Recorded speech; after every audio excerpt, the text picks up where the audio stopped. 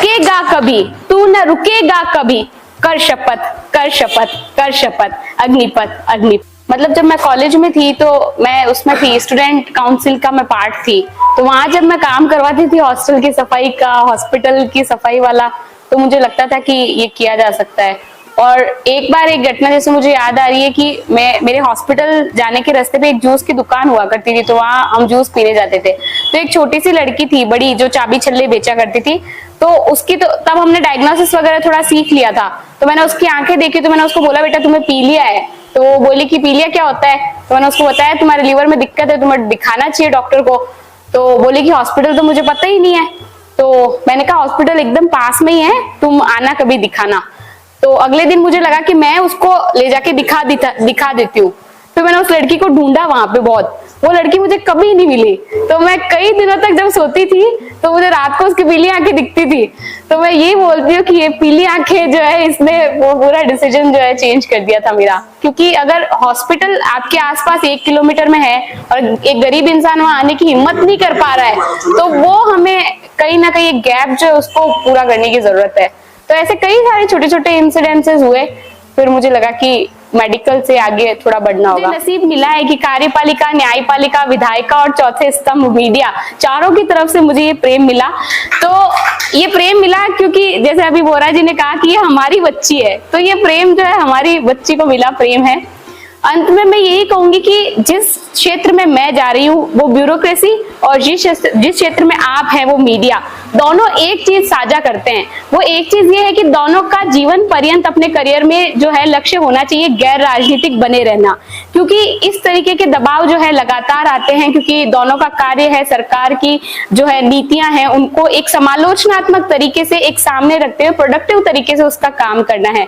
तो जब मैं ये सोचती हूँ कि मुझे भी आगे उस दबाव को झेलना है, आप भी उस दबाव को आज तक झेलते आ रहे हैं, तो ये कविता मुझे याद आती है हरिवंश राय बच्चन साहब की, कि हमारी इस राजनीति में कई ऐसे बूढ़े पेड़ खड़े हैं जिनकी जड़ें बड़ी गहरी हैं। तो हमें ना उस तपन से, जो धूप की तपन है, उससे डरना नहीं है। क्योंकि पत्रकार चाहे सुख हो चाहे दुख हो, चाहे कहीं कुछ टूटा हो फूटा हो, भूकंप आया हो, एक पत्रकार दौड़ता हुआ वहां जाता है। तो वैसे ही एक ब्यूरोक्रेट होता है, वो प्रशासन में दौड़ता हुआ वहां जाके संभालता है। तो हमें उस सूर्य की तपिश से ना डरना नहीं है। उस वृक्ष से जो जड़ें जमाया हुआ है, जो आप पे दबाव बनाएगा, उससे छां नहीं मांगनी है। हमें हमारी खुद की जिजीविषा को जागृत रखना है। तो वो 4 पंक्तियां मैं उस कविता की बोलना चाहूंगी। वृक्ष हो भले खड़े, हो घने हो बड़े, एक पत्र छाह भी तू मांग मत मांग मत मांग मत। यह महान दृश्य है, चल रहा मनुष्य है, अश्रु श्वेत रक्त से लथपथ लथपथ लथपथ, अग्निपथ अग्निपथ अग्निपथ। रुकेगा कभी, तू न रुकेगा कभी, कर शपथ कर शपथ कर शपथ, अग्निपथ अग्निपथ अग्निपथ। बहुत बहुत शुक्रिया। वो मेरे घर का हमेशा से यही रहा है कि पढ़ो, जो मतलब बस सब कुछ करो, बस पढ़ो। पढ़ने के लिए तुम्हें कुछ भी करना पड़ेगा। आज तक आपने पूरा इंटरव्यू हिंदी में किया? नहीं, ये मेरे साथ एक चीज अच्छी थी कि मेरी दोनों भाषाओं पे अच्छी पकड़ है। तो दोनों भाषाओं पे मेरा, हाँ मतलब लास्ट में आते आते इंग्लिश पे भी चला है। वो इंग्लिश में पूछे, मैं इंग्लिश में बोली, तो मुझे भाषा से कोई समस्या नहीं है। पर मेरा मेन हिंदी था, हिंदी से ही शुरू हुआ, ज्यादातर आंसर मैंने हिंदी में ही किए। तो वो एक वो है, और लिखा भी मैंने हिंदी में ही है। सारे 9 पेपर जो है उसको हिंदी में लिखे सब। हाँ, एक नई वैक्सीन डेवलप हुई है इंडिया में, तो फिर उस वैक्सीन पे उन्होंने 8-10 सवाल फिर लगातार पूछे। तो वो मैं पढ़ के गई थी, तो वो मुझे ठीक आ रहे थे, तो मैडम थोड़ा खुश हो गई थी। फिर राय पे पूछा कि जैसे ये मुद्दा देश में चल रहा है, इस पे आपकी क्या राय है, ये राय क्यों नहीं है, आपका क्या तर्क है इस पे। तो ऐसे 5-6 क्वेश्चन राय पे चले थे। फिर उसके बाद में लास्ट में फिर मेड़ता और मीराबाई पे फिर उन्होंने 2-3 क्वेश्चन पूछे थे। तो फिर ऐसे आधा घंटा लगभग चलता है। हाँ, आधा घंटा। आपके रिटर्न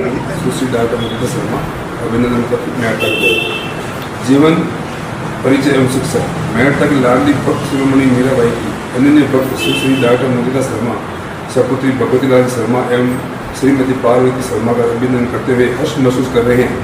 सुश्री मोनिका शर्मा के शैक्षणिक एवं धार्मिक सरोकार से ओतप्रोत होकर यूपीएससी में सीएससी सिविल परीक्षा सेवा में जनरल कैटेगरी में 381 स्थान प्राप्त कर मीरा नगरी मेड़ता का गौरव बढ़ाया।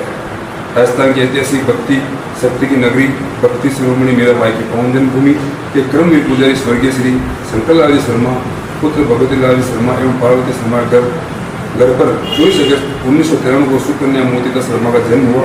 कर्मयोगी मोतीदास शर्मा भक्त शिरोमणि मीराबाई एवं भगवान श्री चावलनाथ मंदिर के पुजारी के पुजारी परिवार में जन्म लेने के चलते बचपन में ही धार्मिक एवं पारिवारिक संस्कार इनमें कूट कूट भरे पड़े थे।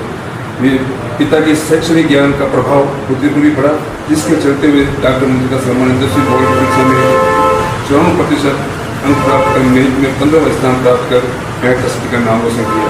वही सन 2011 में 12वीं कक्षा में